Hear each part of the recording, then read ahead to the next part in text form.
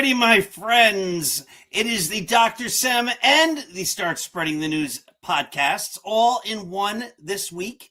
EJ and I are not available on Monday night, so we're going to do one show and rerun it a couple of times. But this is a show worth rerunning because we're not really going to talk a lot about baseball today. It's going to be something different. But before we start, let me just remind everyone to make today a great day. And how do you do that? You do that by finding kindness, finding the good around you, cherishing it in your heart, and spreading it forward. Remember, when we give love and kindness, it comes back to us in greater amounts than we ever gave. So we're not going to do baseball today. We're going to do something a little different. Bear with me a moment here.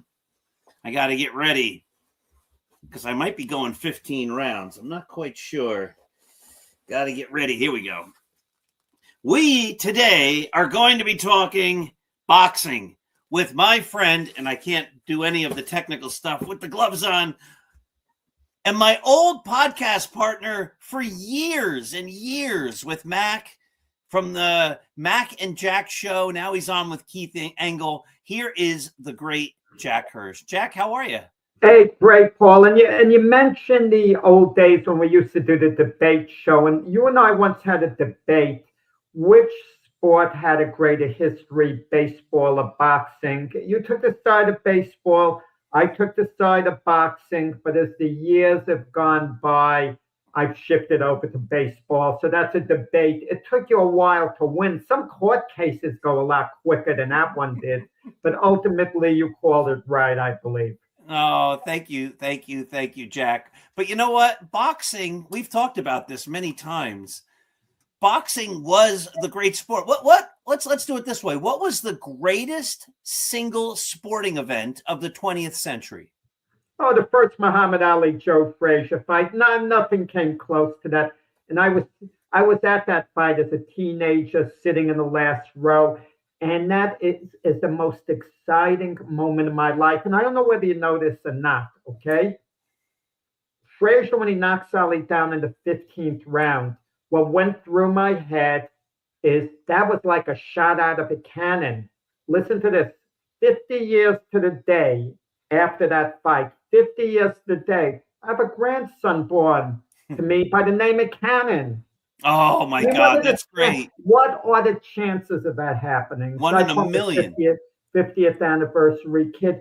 But baseball and boxing kind of mixed a little bit. Joe DiMaggio was an incredible fight fan. He'd go to all the big fights, Yankee Stadium, the Polo Grounds, and ballparks, especially in New York. Those two used to host a lot of big fights. Oh, of course. And the thing is, boxing, and I think baseball, and I think all the sports are doing this. I've talked about this a lot. I think they're going to go the way of boxing. What happened with boxing, at least in my fandom, is they took the sport away from fans. You couldn't watch the fights. You never knew where they were. Is this an HBO fight? Is it a Showtime fight? Is it a pay-per-view fight? If it's a pay-per-view fight, it wouldn't get on till 1 o'clock in the morning. But you couldn't really follow fighters because you never knew where they were going to fight, when the fights were going to be. And over time, like, I can't tell you right now who any of the champions are. I might have heard of one or two of them, but I don't really know anything about any of them. And I probably haven't heard about 90% of them because there's just no way that I could follow it. I even subscribed to the Ring magazine for a couple of years, and it didn't really help. And baseball's doing that now. The Yankees are on like 9 different networks. Every Wednesday night they're on Prime or Amazon or something, so you can't watch a Wednesday night game. And the more they take the sport away, the more it becomes a sport that nobody's going to care about. Be thankful that, unlike boxing, baseball is much better organized. Case in point, the Yankees are 27-time world champions. If boxing was in charge of baseball and was run the same way, I don't know if this make you happy or not, the Yankees would be 48 times world champions because the Dodgers would have been stripped of their World Series title at some point in the last couple of years. We would have had the Yankees play the Philadelphia Phillies or something to see who would be the new baseball champion. I mean, that's what goes on in boxing all the time. And true. Well, you'd have the world champions from the MLB, then you'd have the national champions from the MLWBC and the International Baseball Federation, the IBF would have a champion. Beautiful. You're good. I mean, don't talk anymore. Someone might pick up on it. No. Listen, sometimes we're ahead of our times and not realizing. I said about 30 years before it happened to make a rule in picking the runoff at first base. The pitcher's allowed only a couple of throws. On the third one, the runner automatically gets second base. And they finally adapted that. I was decades ahead of that because it was monotonous the way the pitcher would throw to first base, as much as he wanted. But we got to keep up with the times. I'm an old timer, but I'm not an old timer in my thoughts. Even with the new rules in baseball and boxing, you mentioned 15 rounds. It's really 12 rounds, and it's been that way a while. Title fights, but even baseball, the new strike zone rules and starting an extra inning, a run at second base, you kind of adapt to the times. I mean, you might not like it when it happens, but I think we all adapt. Or should adapt. Well, you have either adapt or you don't watch the game anymore. And we had a lot of fun in the old debate shows, especially Billy Martin, who was we had a lot of Billy Martin debates. He would have been a tremendous boxer, I think. He had that attitude, and I mean, he could really throw some mean punches. I mean, we heard about that thing with Dave Boswell, a big guy. And Billy would get into all these fights, which we didn't approve of. We don't approve of things like that. It's against the law and it's morally wrong on top of it. But I love the part about Billy where I would back him being a new school principal. He would come in there. He would clean it up. The worst school in the district, he would clean it up the first year. And all the news crews would be. But by the end of the second year, graffiti on the wall. And the secretary says, "Oh, I'm sorry, Mr. Martin's in a meeting," and he comes staggering in at 11 in the morning, like with a hangover. We had a lot of fun talking about those scenarios. We did. We had a lot of fun. It was great. And of course, you and I, we both miss Mac. He's just a good man, and he was taken far, far, far too soon. Yeah. But the network is named in his honor, and the mark that he left. I mean, one of the greatest things a person can do is leave their mark. I mean, in a positive way, of course. Yes, and Matt left it in an extremely positive way, and he changed a lot of lives for the better. So, he sure did. And again, here's the graphic. So great stuff, and I'm honored and proud to be part of the Mac network. And Linda, if she's listening, I think I said thanks to her something, but she made a comment, with my book on social media that Mac would have been proud. So that's really appreciated. And Mac was very proud of the books, especially the Roy White book. So, yeah, good, man. We had that one game, that football game. We all had a chance to get together and go to the Jets-Giants preseason game many years ago at this point. But, those are still great memories. Neither team is still good since that time. The Jets have the longest playoff drought in history, but look, the NFL draft is tonight, so I hope I'm not giving anything away if it's being a taped show. But no, nothing to give away. This is going to air on Saturday, and then on Monday night, and then I think on Tuesday, and then maybe on Wednesday. I have the schedule. But anyway, Jack, we're here to celebrate a big moment. This is something you and I started talking about, that you had this great idea probably 5-6 years ago. So tell us about your brand new book. Yeah, Michael Spinks. This is an authorized biography. And the ironic part about it, Paul, I was going to do the book regardless of whether it's authorized or not. And I called up Mike Spinks' representative.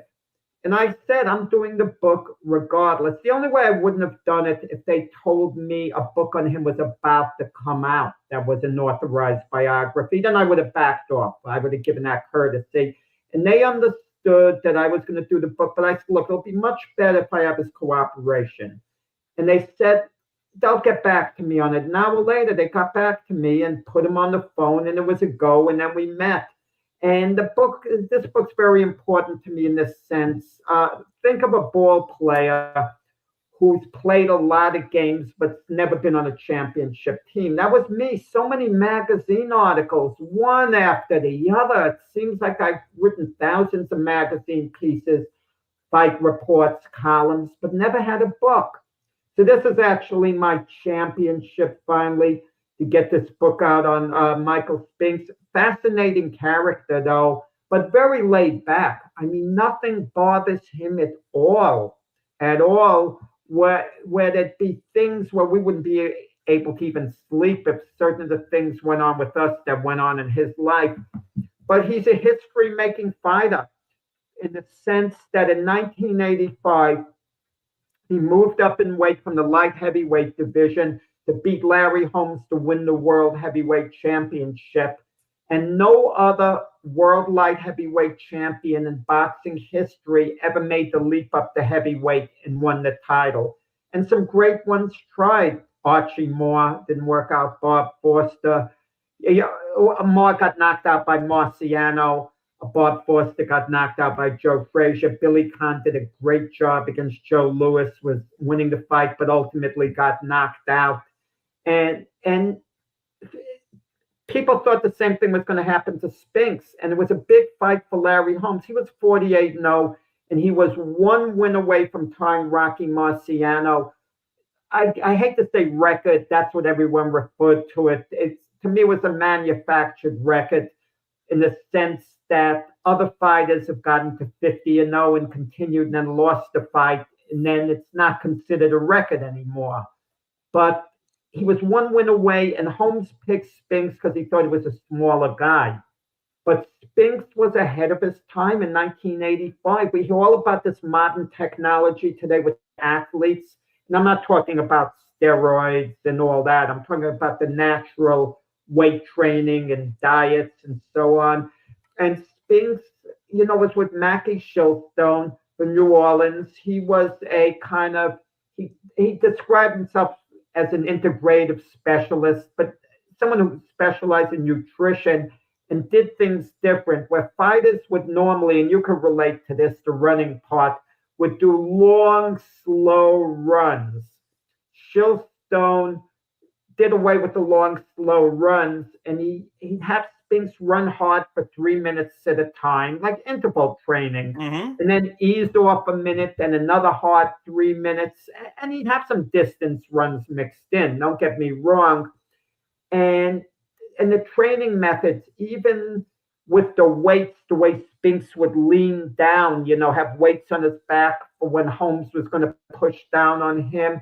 And going into the fight, when we heard about all these training methods, people condemned them. Even Sugar Ray Leonard, who was on the HBO broadcast, was more or less saying this is kind of like a gimmick type thing. He kind of disregarded it.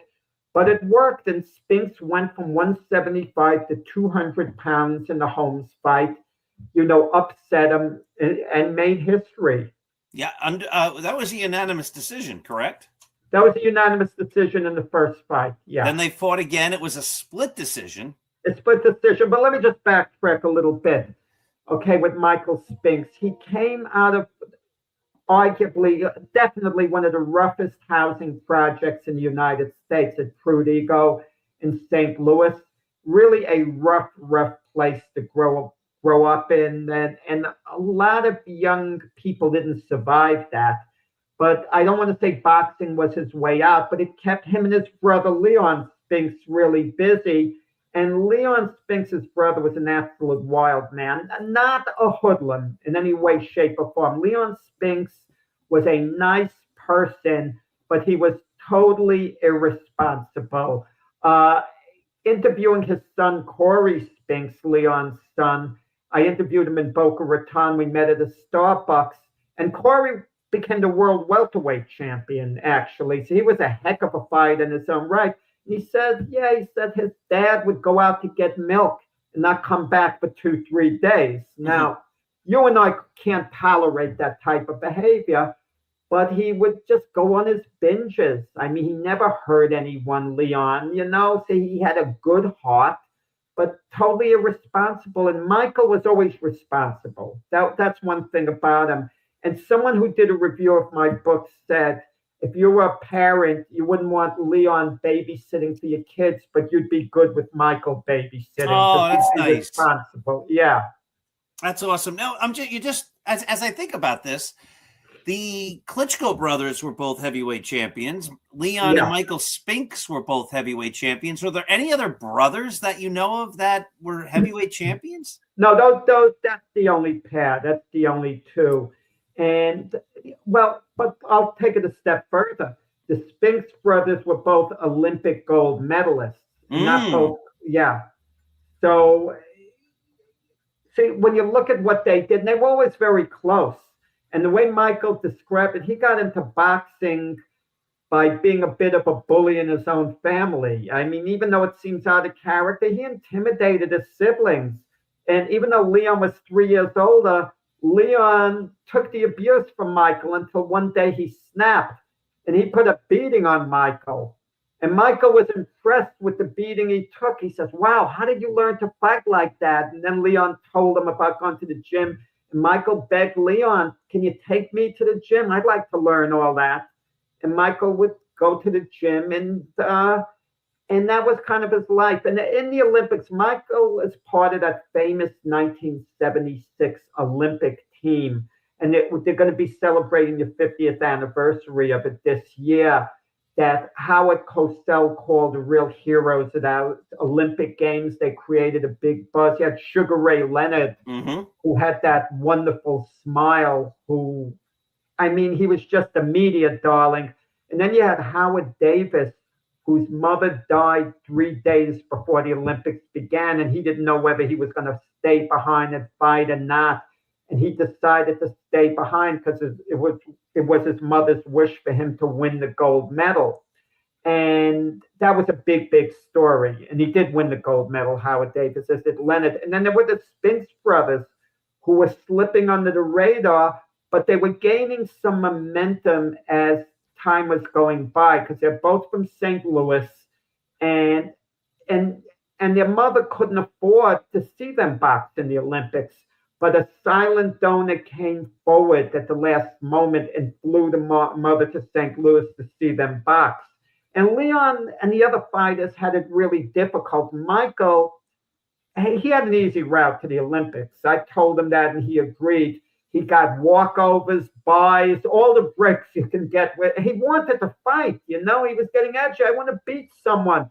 He only had to fight one time to get to the gold medal match. And it wasn't his fault. It was crazy circumstances. But when he got to the gold medal match, he fought a Russian Riskiev, who knocked him down and beat him decisively the year before in an international meet. And Michael got his revenge. He stopped the Russian fight in 2 rounds and won his gold medal. It's another thing. Like, I even during the Olympics, it's hard to find the boxing matches, right? It's not they don't even promote them like they used to. Yeah, so it's a shame. It's a shame. I'm telling you, it's insane. I'll know the Olympic boxing matches are going on that day. I'm turning channel after channel. And it gets to the point where you feel like giving up. Then you might think, well, the Yankees are playing. The heck with this, right? Like even baseball, like Yankees, Wednesday night prime video. I only get it on my iPad. I want to watch it on the darn TV. I don't even get it. So I just say if they don't want Prime, you don't even get it. And it's ridiculous. I say if they won't put it on, then I won't watch it. And then it bounces around some of these events, channel to channel. But when Michael Spinks fought, it was easier to get his matches because we had wide world of sports. He usually fought a lot of the time on his title defenses were Saturday afternoons. And Howard Cosell was a broadcaster for the majority of once he became world light heavyweight champion. On the way up, NBC with Marv Albert as the announcer, they broadcast some of his fights. But yeah. So let's jump into some of this. He fought one of my, well, if you think about this, he fought Larry Holmes twice, beat him twice, and did Leon Spinks ever fight Larry Holmes? He did. Let me just slightly backtrack. Michael beat Eddie Mustafa Muhammad for the WBA light heavyweight championship. They made 10 defenses. One of the defenses, he unified the title against Dwight Muhammad Qawi, who was a great light heavyweight champion. And Qawi and Spinks had familiarity. They used to spar all the time out of Joe Frazier's gym. Okay? But right before I get to Holmes, I want to say that the funniest part about writing this book, like when you sit down with a subject, they go over stories. I'm sure with Roy White, he went over some funny stories. And maybe one stuck to you where you laugh about it. Whenever you think about it, it warms your heart. What happened at Joe Frazier's gym, Joe Frazier was extremely close with Spinks' promoter, Butch Lewis, and Joe Frazier and Michael Spinks liked one another a lot. One day, Michael Spinks goes up to Joe Frazier's office, okay? And he's needling him. He's joking around. And I guess he went too far. The next thing he knows, Joe Frazier's retired, out of shape. He's in the ring with Michael Spinks with the gloves on. And Michael's telling me he's doubling over laughing, thinking, he's old, he's, slow, he's out of shape. He could handle Joe easy. To him, it's a joke. The bell rings, and Joe Frazier comes out smoking, throwing these mean left hooks. And all of a sudden, Mike Spinks says, I realize Joe still got it. He could take my head off if he lands one of these. And he's running all over the ring just to survive. Otherwise, a washed-up Joe Frazier could do some serious damage. Oh, that's great. And he even loves, going over that story now. That's great. But when he fought Larry Holmes, what was the question? Winning the title? Did Leon fight? Did Leon fight? Leon did. Leon, he had abused his body a lot. He didn't take care of himself the way Michael did. But for the Larry Holmes fight, it was in Detroit where Leon relocated. Leon got in good shape, but Larry Holmes was miles ahead of Leon. He would have beaten Leon no matter what shape Leon was in at any point. And Leon got stopped in the third round. And Michael says, I don't know if this is accurate or not, that he threw the towel in himself. And it was always a thing with him. He kind of wanted to get back at Larry Holmes. He said it was never personal. He never disliked Larry Holmes, but he kind of wanted to get a little payback for what Larry did to his brother, even though it wasn't personal. That's how it is at times, with family. They kind of want a little payback. It sounds worse than it actually is, the words. No, it sounds normal, right? Yeah. And he got it. He beat Larry Holmes in that first fight. And the majority of people feel the decision was absolutely just. It was valid. It was a close fight. But the drama was building up. That was a 15-round fight as the fight went along. As the rounds went along, and the realization was setting in that Larry Holmes could actually lose the title. And when Spinks won the title from Holmes, the focus afterwards wasn't on Michael Spinks. It was actually on Larry Holmes. What went on at the press conference, he was upset, obviously. He didn't expect to lose to Michael Spinks. But as Larry Holmes is talking to the media, he notices Rocky Marciano's brother standing all the way in the back of the room, like smiling. And Larry said a few unfortunate things that he regretted.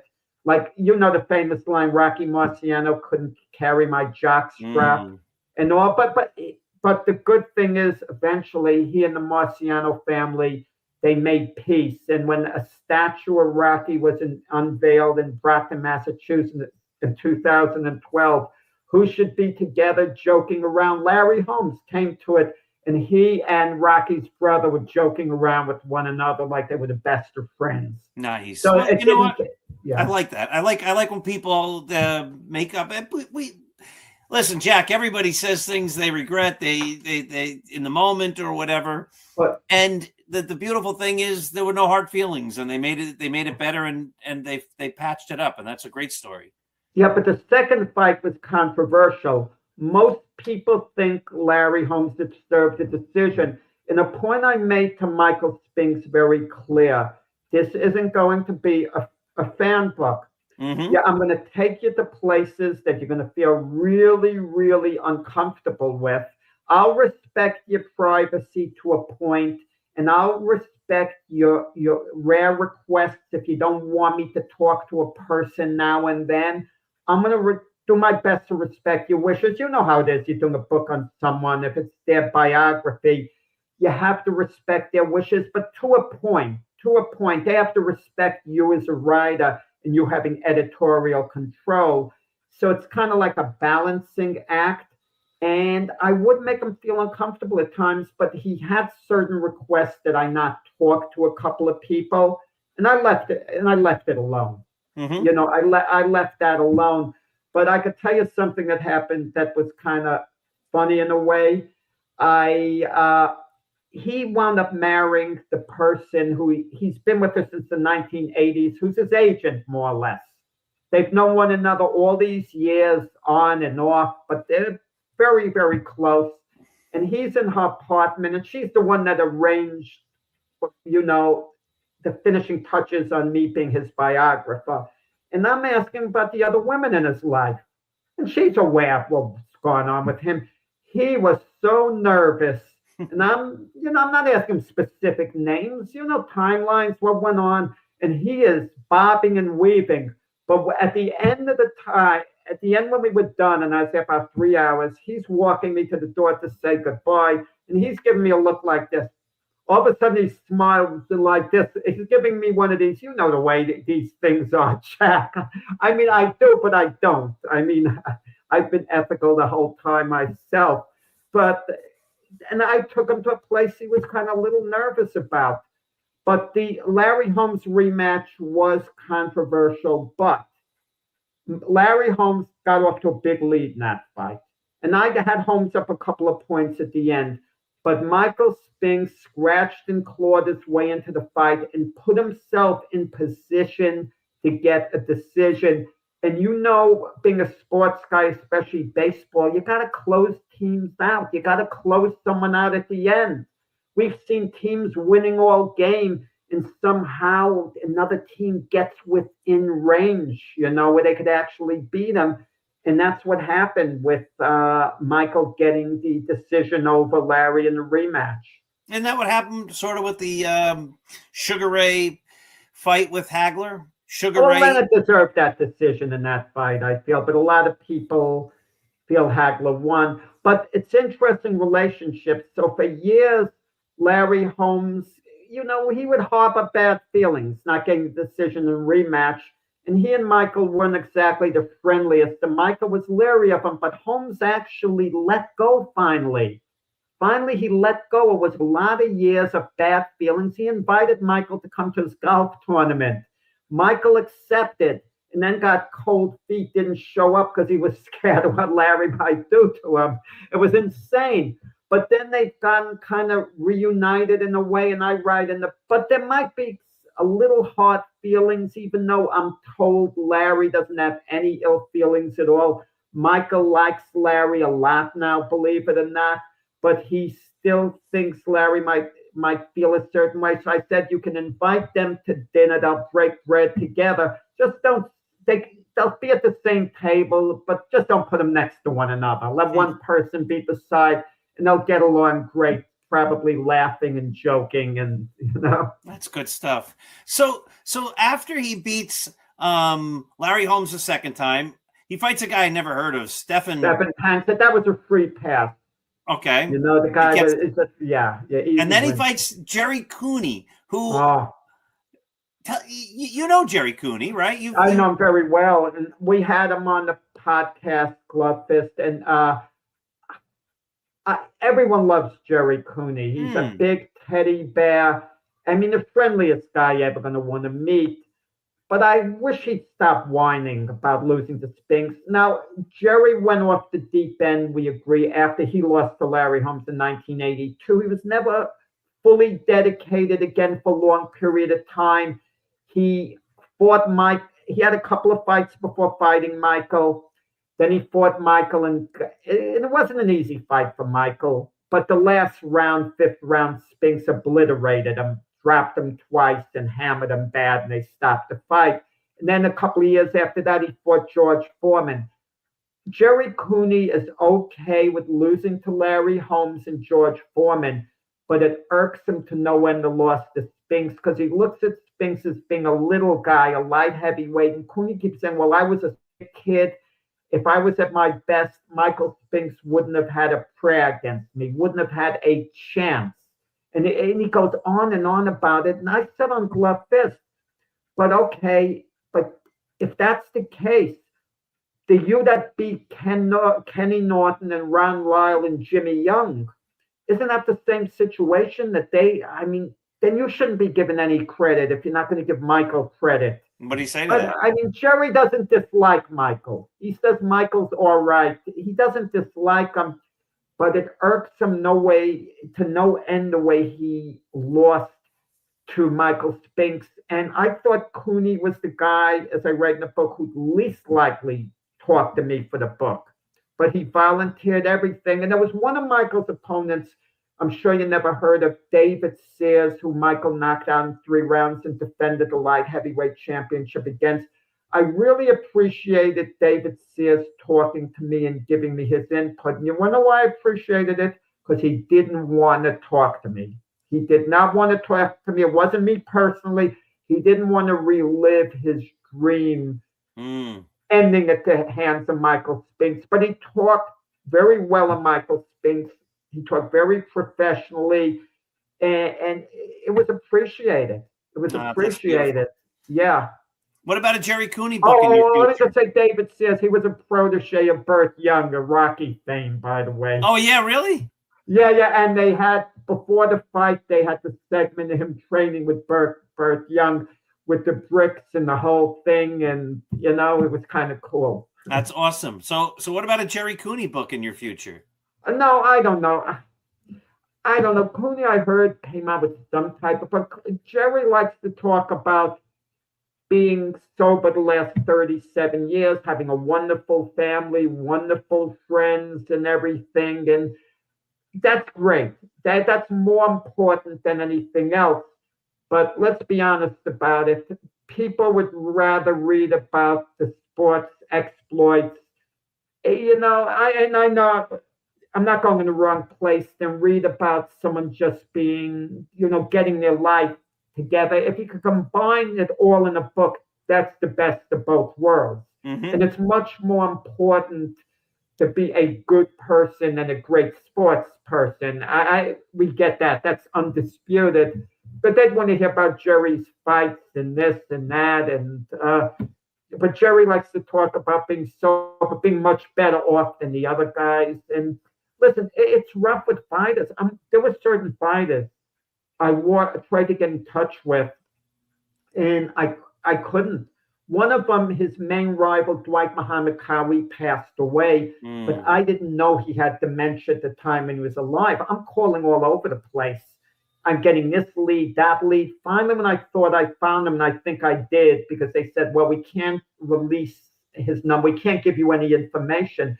Then there was another well-known opponent, and I kept after him. Finally, his wife called, and she was very nice and kind and explained he had dementia, and she doesn't think he will recall this or recall that. And I didn't mention that in the book, anything about it with dementia. Right. That's their privacy and everything. But I understood. And then you have opponents who, you have like Yaki Lopez. I spoke to him last year, age 73 last year. No opponent took more punishment. Of all of Michael Spinks' opponents, Yaki Lopez far and away took the most punishment. The guy had the clearest mind and the clearest voice, as if he never took a punch in his life. That kind of went against the grain, like he's remembering things from 5 minutes ago, 40 years ago, whatever. And he sounded, fantastic. Nice. But yeah. But the punches do have an effect. No doubt. And they happen on Michael. I'm not going to play an apologist. I don't think he has dementia in the sense that you can relate to this. When you're doing a book and you're with someone, it's different from interviewing them on a show like this, because you could push them in private if that's your style. And I pushed Michael, pushed him. Come on, Michael, you got to give me more. That's not enough. I don't want to hear one sentence. Talk to me. I was like a trainer, pushing him, pushing him. And finally, I get him to talk more. And he's a quiet guy by nature. Nothing bothers him at all.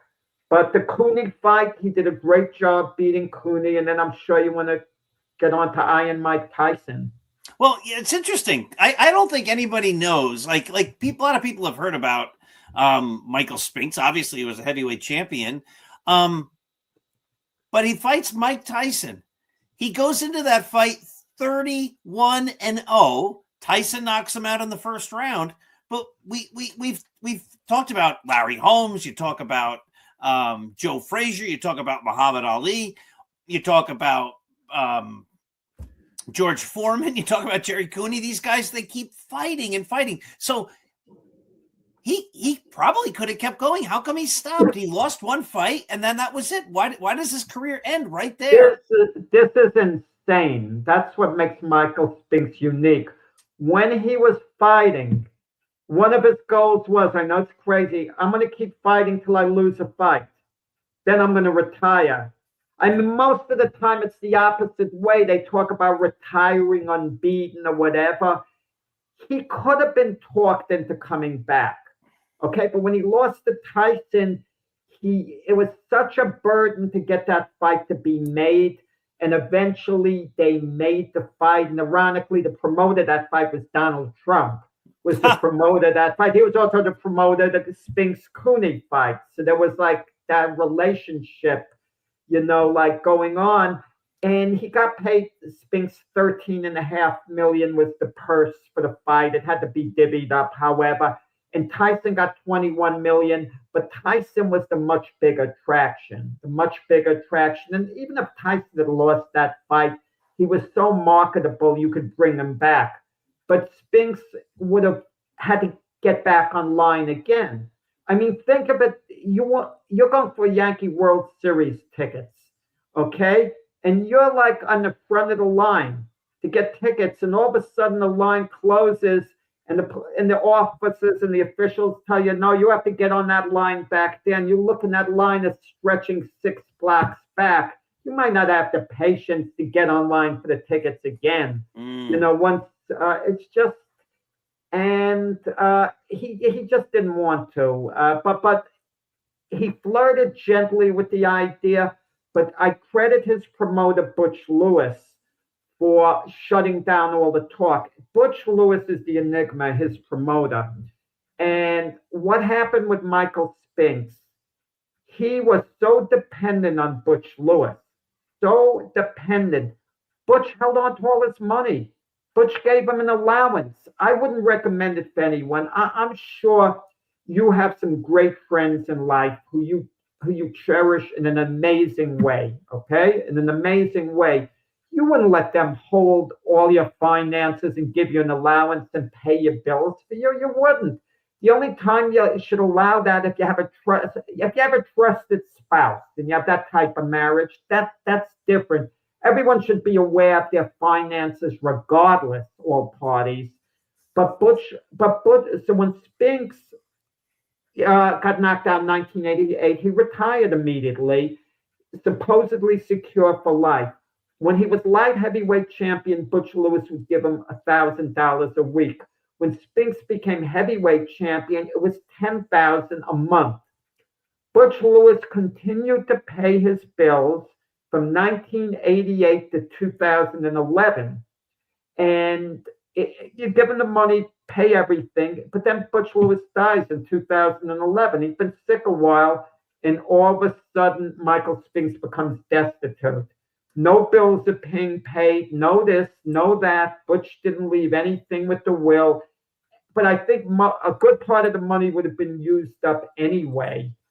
But because Butch was living an extravagant lifestyle, he was close friends with Denzel Washington, Robert Johnson, the head of BET Network, who owned the Charlotte Hornets, who sold it to Michael Jordan. And Michael became destitute. he had to borrow money for a while. But what had happened, Butch did some good things. One, he had Michael buy a home in Delaware that's a block away from Joe in Delaware when Michael was heavyweight champion, and he paid and they paid it all off on Michael's name. It was all paid off. So now Michael has no mortgage and he has that chip, that home. He also set up a retirement account for Michael that Michael didn't touch in like 35 years or so. And all of a sudden, Michael remembers, wait, I have some type of retirement. They've been trying to get in touch with Michael.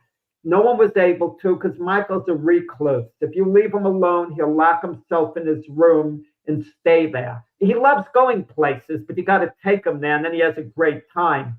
But he'll just stay and watch TV. And that grew in interest, that retirement account, and it meant a lot of money.